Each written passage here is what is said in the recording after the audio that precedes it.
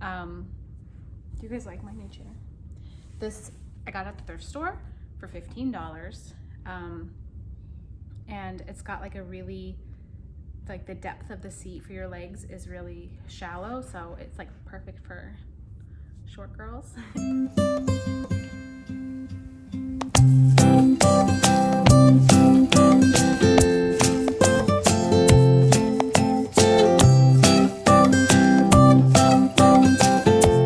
So today it is Friday. My husband's at work and the kids are home, of course. They're always home with me except for Mondays. And I'm attempting, I thought, like I'm in the living room, and the living room gets the best light during the day. In the winter, our bedroom does, but they're like, go play on your devices. Let's just close the doors. If you have to come in the living room, like just be quiet. I'll try to just be like 30 minutes. So I'll have to be careful not to ramble because I have a tendency to do that. But anyways, this is the Only Bean podcast. It's a making podcast. I share my knitting. I ramble a lot, and welcome. If you are new, welcome. And if you're a regular, then thanks for coming back. So, I will talk at the end about what the summer's been like so far, about what's been going on. That way, if you're here just for the knitting, you can enjoy that, and then I'll try to put that towards the end. But right now, it's so hot. Like, I've lived in Arkansas for 20 and a half years. This is one of the hottest summers I can remember. It's been consistently in the hundreds, like the over 100.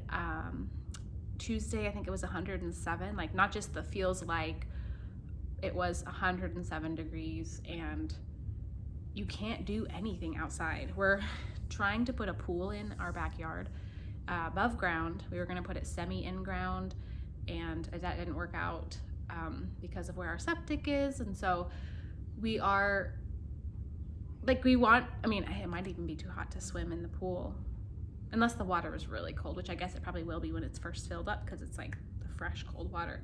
Anyways, it's been so hot. And so I've actually been doing quite a bit of knitting because aside from, I put true crime podcasts on and clean and organize my house a lot, but then it's been just knitting. And so I'm excited to show you just a couple of things. It's been 5 months since I was on here last, so there is a lot that I should have, I feel like, to show, or lots to talk about. But first of all, I'm sorry that I was so optimistic too. It was February, but I was like so optimistic, and I'm gonna come back, and it's gonna be, I thought I was gonna be able to do it like every week, every other week, and I had good intentions, and I don't know why, like, it didn't work out. But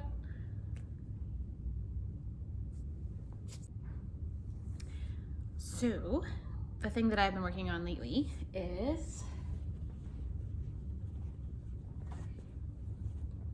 I don't know how to say the name, Sacknez, Saknes cardigan. It is from issue 38 of Pom Pom magazine, and I saw just a picture of it, I think like when they're giving you like their little sneak peeks of the upcoming issues, and I fell in love with it because it's on the cover. And the one on the cover, because they have two versions in the magazine, and the one on the cover is like this golden honey color. And so I knit mine so far. This is what I got. I've knit mine in, this is Quince & Co. Lark, and I don't know if it was the last podcast that I had or the one before, but I had shared getting this yarn in the mail because I had bought sweater quantities in this color, and then the one that's like gingerbread or something. This one's called Honey. I don't don't know what size I cast on, which I was between the extra small and the small. I think because of yardage, which, you know, a lot of patterns, they like recommend yardage. Also that includes length for your swatch, which I don't ever swatch. And I think that they're just a little generous, just in case you're too short. I don't know, but I always seem to like, I never use as much as the pattern says. I've been struggling most of my life, but especially since I know, I don't know, in the last, I don't know. Memory for me is a really difficult thing. I know lots of people, like in general, it's just something we can improve on. There's different tips and tricks, but I have a terrible memory. In the middle of a fight, I don't fight with my husband a lot, but if we're having some kind of a disagreement and then he words something a certain way and I'm like, I take offense to whatever he said because I am sensitive. And then he says, you know, what did I say? Why, like, I'll get really upset. And then I can't remember how he worded it, or all I know is that I'm hurt. Like, in the conversation, my memory is gone. Lately, I've been suspecting that I have, I don't know, there's been a lot on Instagram that I've seen about adult ADHD, like the ones that weren't diagnosed ever as a kid. And there's a lot, that being one of them, like memory issues. There's a lot of things where I'm like, oh, like I relate. Then there's a few that I don't. So I don't know. It's not really a big deal. My point being, if I don't write things down, I need to keep a notebook. I think on one of my last podcasts, I shared a notebook that I got to keep in my knitting bag to write things down. Do I? No, I forgot about it. Honestly, well, the notebook was to like write down future projects, to like, because that's the other thing. I'll forget. I'll see a yarn, or I'll get a yarn, and I immediately know what yarn or what project. I'll do like all this research, or I'll see projects I like, and then I'll figure out yarns that I would like to try to put it with. And unless I write it down, then it's gone. But I don't know if I ever cast on the small or the extra small. I feel like I thought it was a small. Then when I like checked stitch count, it was extra small, I thought. But then when I got down to the end, I am now on the bottom ribbing. There's like, I'll put a picture up at some point here, but you'll see in the picture, there's like some longer ribbing. Let's put this on. I don't have the stitch count, but at this point it doesn't matter. The cabling all came out perfect. And in my stories on Instagram, where's my arm? In my stories on Instagram, I shared, so see it should, here's a buttonhole. And this is obviously unblocked.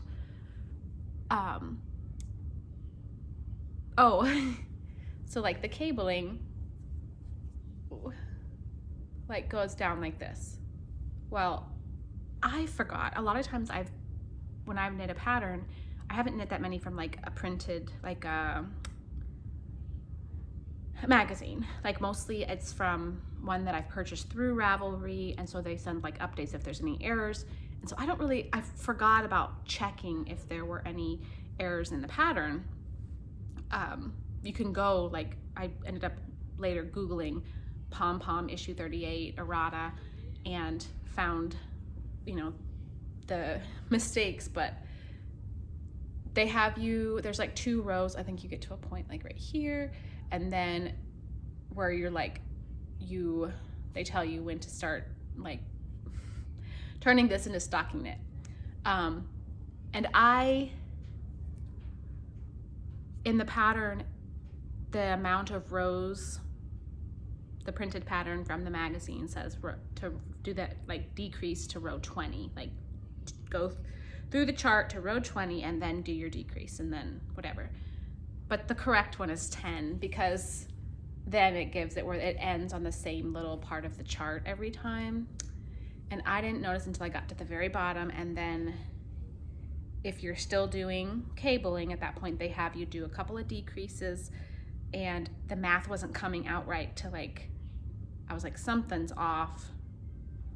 And so I went, Googled any erratas for the pattern and discovered that, and I was like, oh no. And so I had to, there's still some like laddering here because the what's it called, my tension was different, but knitting it, I had to take it and then drop the stitches all the way back, and all I ended up having to do is I was just removing cabling because some of this I had continued on, just like this would have had a little bit more of the next section and then so forth. I had to do that on both sides. One mistake I made in doing that, because I had started on the ribbing, and that's where I noticed the error in my stitch count and the pattern, whatever. I had switched to size 4. The body of it is knit with size 7s, and I had switched to size 4 for the ribbing and started the ribbing. Notice the error. I thought I switched back to 7s. I did not. And I did not notice until it was time to switch to 4s for the ribbing. And I was like, oh, well, I just knit this whole, anywhere where I repaired or fixed the pattern, the gauge is going to be different than the body. And no wonder well, this is a seam. It's a faux seam, it's not, but no wonder I have the laddering because I'm having some big hair today. Because this is all on size 4s right here, and it's supposed to be on 7s. Anyways, if it's really nice, it comes perfectly to the shoulder. There's a little bit of a roll because, whatever, just there is. The only thing that's a little different, and I'm unsure about, I'm hoping when it blocks that it'll relax, is you don't cast on stitches under the underarm.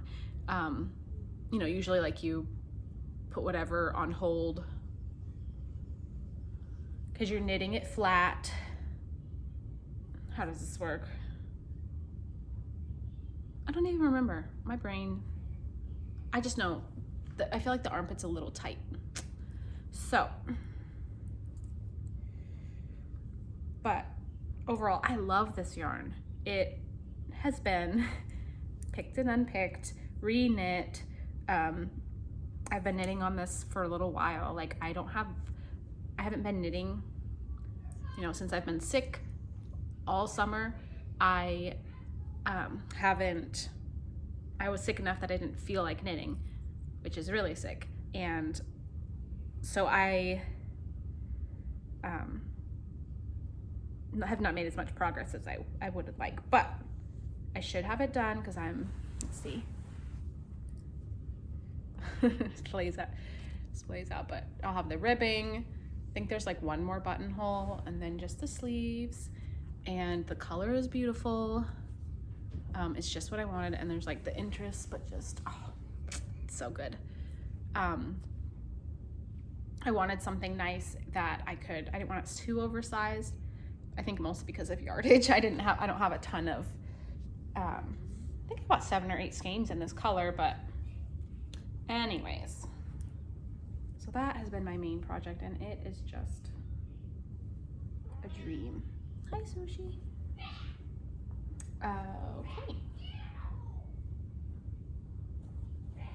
And then the only other project, honestly, I should have double checked. I watched my last episode of my podcast, but I didn't finish it. I was just trying to it's been so long, I wanted to see what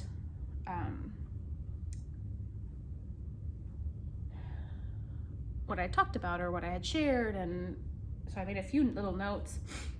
And I should have had this done, but I got bored of it. So I can't remember if I'll have to double check, but Sushi, no. Sushi, our cat, ignores us. She's not super friendly. But when you're doing something where it would be like you have company over and they don't really like cats or they're allergic, then she wants to be around people. Or you're carrying something and we're walking down a narrow hallway, that's when she wants to rub on your feet. But anyway, so she sees me with the yarn out and she's coming over here and making herself known anyways.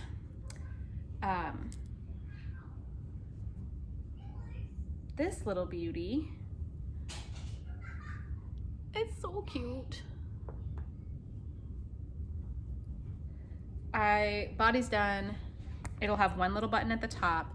Started one sleeve and then I have the other one to do. Okay, I put my shirt back on. I had to pause for a minute because of interruption from the kids. Like, quickly forgot that I had asked them to not come running out here fighting. Okay, so the other one is this little sweater. It's the Norwegian Fir Cardigan. And I knit one of these, I don't know if I ever shared it on my podcast or not. Like, it would have been an older episode, but another friend of mine, a little while, several years ago, she had a little girl, and so I knit one of these, and like I used then Dishy from Knit Picks, and this is just an acrylic blend from Hobby Lobby. I had on hand, and a friend in Springfield had their first little girl. They've been married this year 16 years and hadn't had any kids, and then got surprised with one, and it's a girl. She is 3 months old now and so sweet. Like, my kids are 6, almost 8, and 9. So it's been a little while since we've had anything baby, and oh my goodness, like I cannot, just like those little videos they send of her, so sweet. Anyways, so I've been knitting this up for her. Super simple top-down construction. It's just garter except for the little detailing here on the shoulders, the little raglan decreases, and then they have like some detailing, and the sleeves are super simple. So I think this is the 6 to 12 month size. So just have that sleeve to finish up and then that sleeve to go. And I didn't use wool. One, because I felt too lazy to figure out what time of year that the baby would be wearing this, but then also like Arkansas, the winters are fairly mild, that it doesn't really matter. I was unsure also of the parents, like not everyone to like upkeep with wool with a baby. So there's that little thing. And that is it for my my whips. I haven't been knitting on anything else, just those two.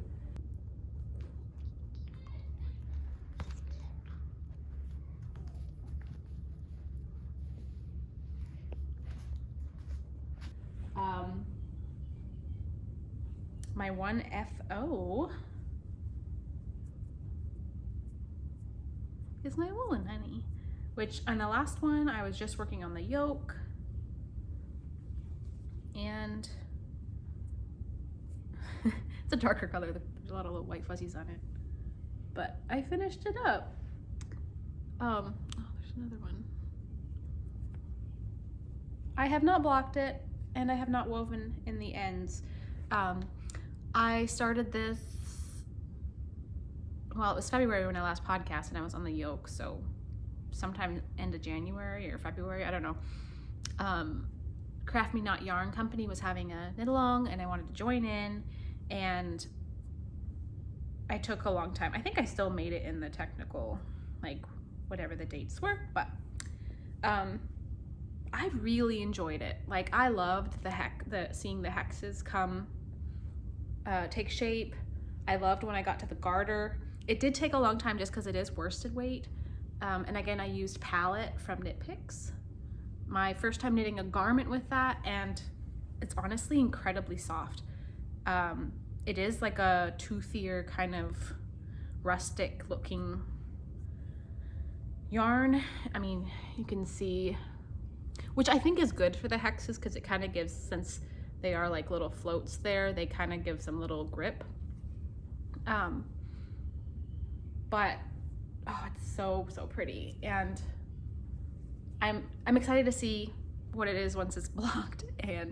But then by the time I finished it was hot, so I didn't even, normally my motivation to block something is because I'm gonna put it on, and I haven't even really done that. I mean, I think I did when I finished it, but like it'll come. Here's like these shorts kind of come high waist, my belly button's like down here, and unblocked it hits there. So I was thinking of wearing this with high-waisted jeans, high-waisted skirts, and it's gonna be good. I really love it. There is, stuck on a button. There is like a seam. It's not a seam, but there is a line because you are knitting in garter in the round. And so where you're starting a new row, it does create a join of sorts that looks like on the back. So I didn't realize that, and when it was going down, I was like, oh, I don't know if I like that, but honestly, who cares? Like, who's looking? So that's my one finished object by Andrea Mowry. I'm sure, I mean, I might have said that. I know I said it in the last episode, and that's all I have knitting wise. I do have one sewing project that I would like to share.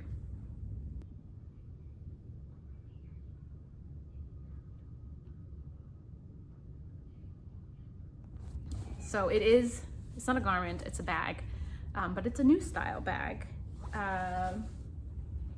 If you've bought a bag from me before, it most likely was around this style, the zipper one. I have the drawstrings. They all have pockets inside, and my very worn out little Woolly Bean logo. But I had bought, so I like to keep individual projects in this, so like the little, oh man, I'll take it out. This is why I like to keep it in individual bags, but this ball is falling apart. So I'll put like the sweater and the ball inside the bag. But then I like to take my knitting with me where I go. And so I have my tools, several different projects, especially if I'm like jumping around, because I don't always feel like knitting on maybe a large cabled object, or I'm at that part in the pattern where I've really got to focus, but I want to be able to sit and knit on something that's a little more mindless. So I'll knit this, but to like always be changing which stuff. So I like to keep it in a larger bag, and I found this canvas bag at TJ Maxx, and it has pockets inside, but they're not great. It calls it a market tote. I keep my projects, so I keep my tools in the side in the pockets, and then my project bags in the individual ones on the inside of the middle. And like it can hold quite a lot. Hold on, let me put it in there and then I'll show you. So I'm gonna put my wool and honey.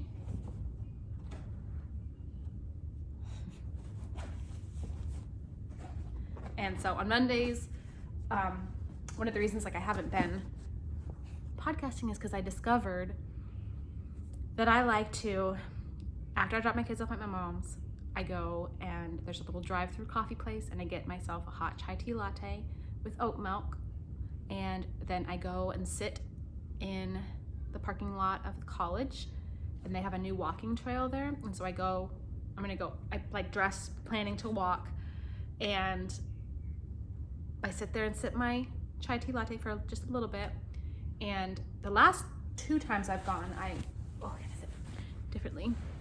I have brought my our dog Luke, who I introduced in the last episode, and he has just really bonded with our family. He's so incredible, so sweet.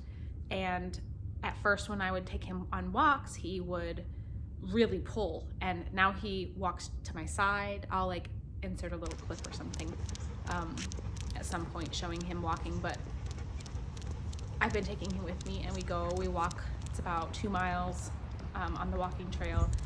And then when it was still cold or cool, I'd go drop him off at home, and then I'd go sit at the library, and I'd bring I'd have this in the car, and I'd have my knitting, and I'd bring my headphones, and I'd bring my laptop, and I would put on movies and sit and knit, watch a movie at the library. I go to the library because then I have no distractions. Like if I'm at home, I have this pull to, I need to switch out the laundry, or I need to, if I'm at the library, I can just knit. So I go to the library and I knit for a couple hours. There's a little drive-through place that has like healthy greens. They have like a lot of zucchini noodle stuff. I have a lot of different dietary restrictions, and I can eat there, and it's delicious. So I drive through and get lunch there, and then anyways, it's a wonderful, super relaxing Monday. I get so excited when it works out that I can do those. But I've not been home to do the podcast. Anyways, this bag has been so nice to carry all my stuff. It has like 4 knitting projects, or 3 works in progress, 1 whip, and I usually stuff my laptop in here. And it's just a canvas bag. Like it's not padded or cushioned or anything. Anyways, I was studying the construction of it, and I thought I would love to be able to make something like this for my shop. Like I've wanted to make a large carry-all tote, or something that was large for sweaters. This is a big beast of a bag.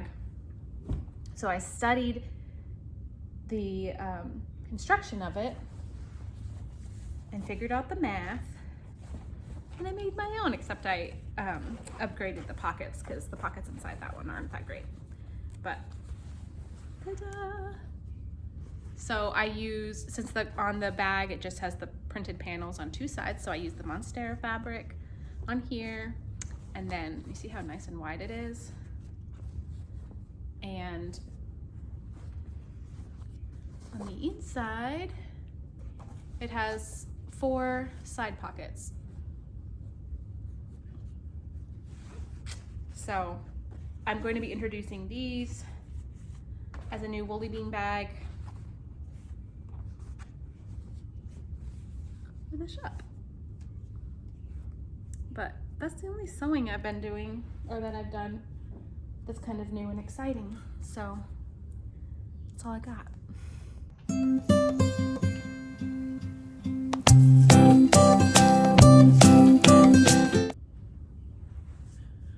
Okay, so I've said, I think at the beginning, or I don't even know now when it was, but my summer was long and it's not been great. And I've shared on Instagram some of the stuff that's been going on, but at end of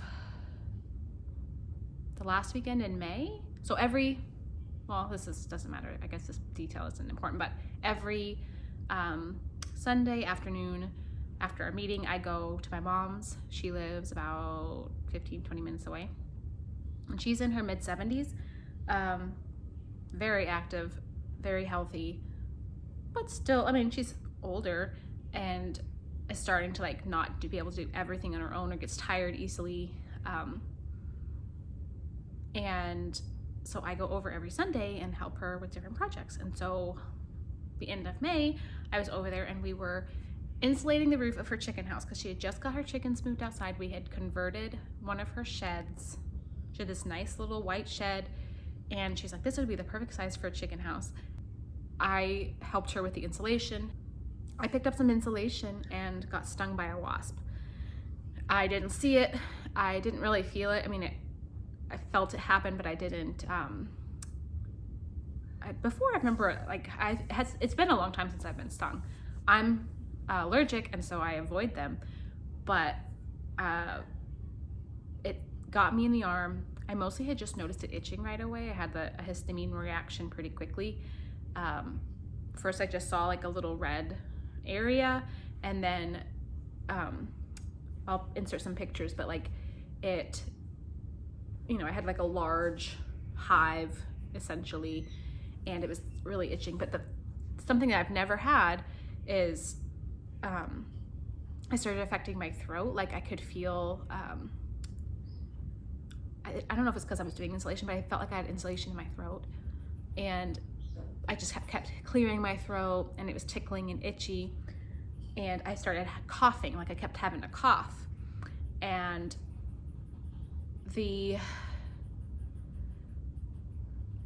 I don't know if it's because of like the reaction I was having and it was messing with me like thinking clearly, or I don't really know. But we were cleaning up because I was getting ready to leave, but in my head I was like, I just need to go home. Like I need to go home. I need to take a bunch of Benadryl and take a nap. Like that's what I've done in the past. I take 4 Benadryl or something and I lay down and sleep the rest of the day, and then by the next day I'm fine. And I have because I've had an EpiPen since I was little that I carry around with me.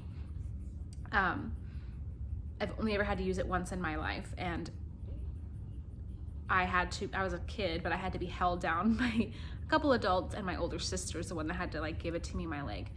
Because as a child, I had a terrible fear of needles, so that wasn't helpful. And I had, you know, as an adult, I suffer from anxiety. And so partly I was thinking like, oh, maybe my throat's just closed up or closing because I'm like anxious, like because I know it's a wasp. But in my head, I was like, I need to get home. Anyways, I should have taken Benadryl right away at my mom's, but I knew I had to drive the 20 minutes home, and I didn't know how fast it would start to take effect. I started having like a panic attack on the drive home, and for some reason I was like convincing myself why it wasn't necessary to pull over because I knew how to breathe through it. I made it home. It was fine. I took Benadryl when I got home. The last 2 times I'd had a wasp sting, so I should clarify, since I did not see the wasp, at first I was in denial that it was a wasp.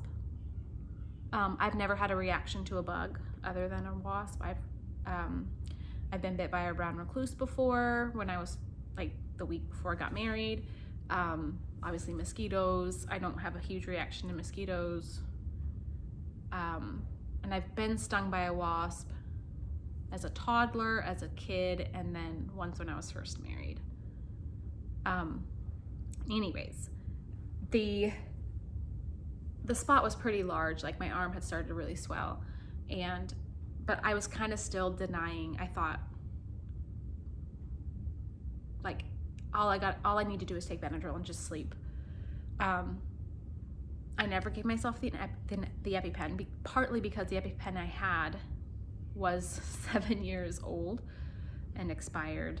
I mean, I could have, I don't know. I did not go to the hospital or anything because I don't have insurance currently, and I was nervous about racking up a huge bill.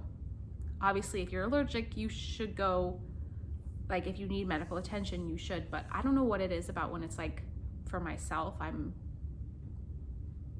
denying it.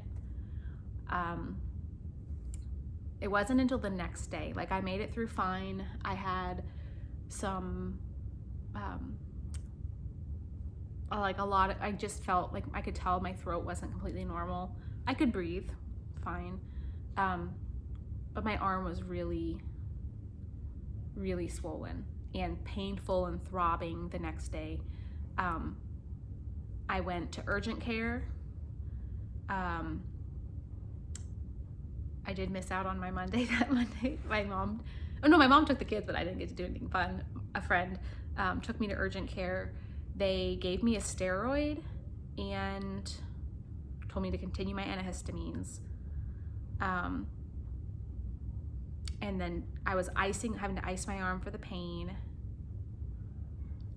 2 more days, like after that, I ended up going to again, still no insurance, so every visit to the doctor was $150.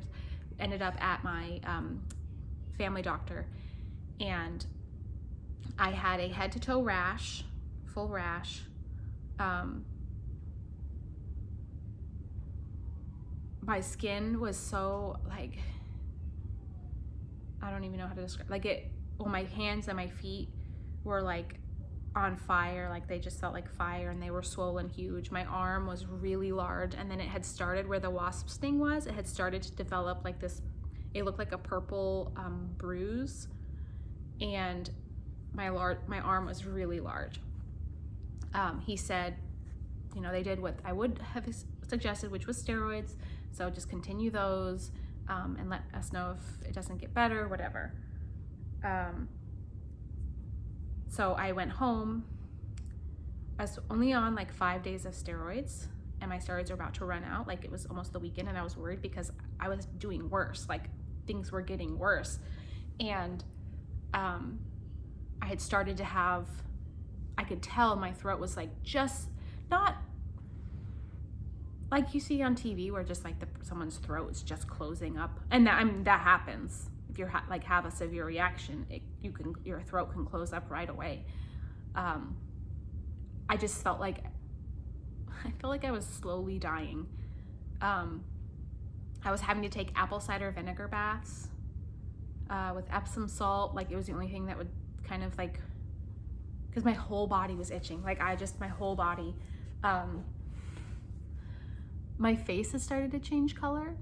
Like, it was creeping up. It had started like right here, and then it was like creeping up,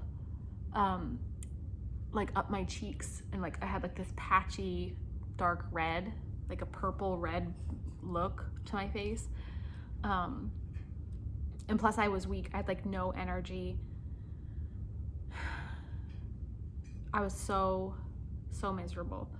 And the whole time, like, I could barely move my arm. It was swollen. I had to like, all I was doing was sleeping, and because I was taking Benadryl every 4 hours, it was just making me drowsy. So all I was doing was sleeping. I had no appetite, and then I had an ice pack that I would keep on. I was doing, I don't know if I was doing the hot compresses yet. I don't even know. I was sleeping on the couch because I couldn't sleep I was moving so much, and I would wake up and my arm would just be throbbing. So I called my doctor on a Friday to let them know, hey, my steroid's almost out and I'm like feeling worse. And they said, okay, well, let's give you some more steroids. So they called in another batch of steroids. And then I had started wondering if my problems were the steroids. And I didn't express that to the doctor because they know best. I just assumed, I don't know. I have a friend who's a nurse, and she's a wound care specialist, and I'd been through this whole time like sharing with her, and she tries really hard, which I appreciate it. I'm not like pushing her opinion, but just kind of like presenting something as like, okay, well, what do you think about this? And so she had asked, like kind of like shared some different questions on like have you noticed, I don't know, I can't even remember. But basically, hey, do you think this could maybe be the steroid? And I was like, you know what? I've been worried about that. I thought, because I just feel like it's just getting worse.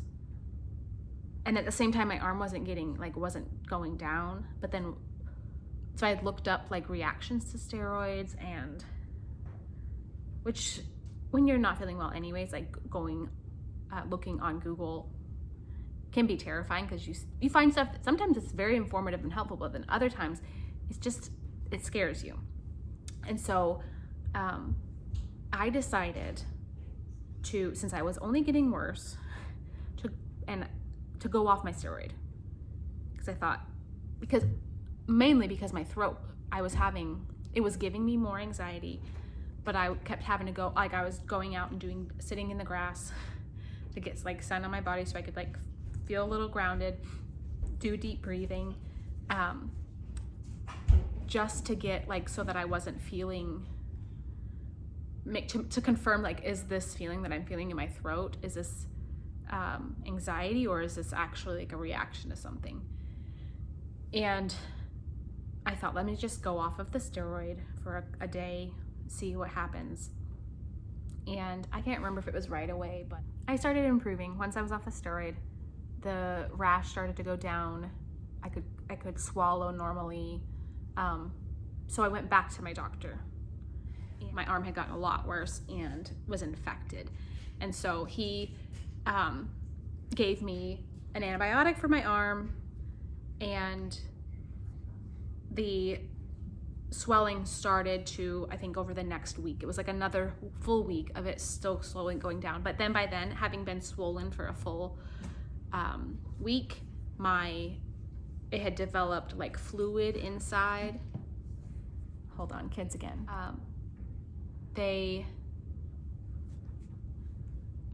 It was 3 weeks of healing. Like, finally, I can't remember quite, but for 2 weeks, I know I couldn't get out of my recliner, or I was in bed or laying on the couch.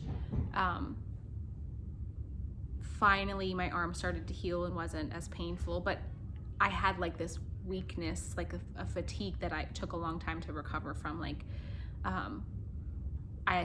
would try to do simple things. Like, you know how when you're pregnant, the fatigue you have doing normal stuff, and then you're like, oh my gosh, like I can't, like that took all my breath, or like I just switched out loads of laundry, and then I'm like, I felt like that. Like, I went with my husband somewhere, and just like walking from the car to the building, I like had to sit down, and I felt super weak, and it was a hard couple of weeks. And then because of the being on the steroids, and it compromising my immune system, I caught a really bad stomach bug, and was sick, vomiting on and off for a couple of days. And then just, I don't know, 3 weeks ago or something, we got COVID. This will be the second time. We got it first in Louisiana in 2020. And that one was more the fever, chills, and being down for, that one was really bad. We were fine. We never had to go to the hospital, never had to seek medical attention, but it was probably one of the sickest times, like the sickest that I felt was one of the, like that time. This was more of a head cold. But again, I guess because of my guess is that because I was on the steroids, it hit me the hardest. And thankfully the kids and my husband all just only got congestion. So, but that has taken up the entire summer. Yeah. So it's been really discouraging. I've been a little moody. I'm PMSing right now too, so that doesn't help. But I was like crying. I was like, the whole summer is ruined. I said between being sick and the stupid wasp, and I've got, I don't know, see, it's still created a scar. Like that's the recovered, and I don't know, from the side it has like a lump. It's like, it's not smooth. It doesn't feel like my rest of my arm. It's like, feels like there's scar tissue inside. So, yeah. So I usually lament over the fact that summer seems to go by fast, but now I'm just like, it's too hot to swim, too hot to go outside, all my garden is just drying up and fizzling out. Like even with keeping up with trying to water, it's just struggling. And I've been trying to walk with Luke in the mornings, but several of the mornings it's already 80 by like at 5:30. Like you can't get up early enough for it to be cool enough to go walking. So I sound like a Debbie Downer. Sorry. Anyways, I'm hoping fall will be better. We are in our new bedroom, because I do know last time when I podcast, we were waiting, like there was construction noise because we were waiting for our bedroom to be finished, and that is done. We've been in it. Well, I say done. They're having to redo some of the stuff that they did because the first guys didn't do it right anyway, so there's still some construction in our hallway leading to our room, but I painted it all, and it's been really, really nice to not be sleeping on the floor in my son's bedroom. Anyways, school starts soon. We're gonna be starting next month, but I'm not gonna like say how often I want to podcast, but I'm just gonna try to jump on here and do it a little more often. I don't want to keep saying that because I feel like it's too redundant, especially if I'm not able to keep up on it. But anyways, I think that's it for now. I hope you guys have a wonderful rest of July and happy knitting.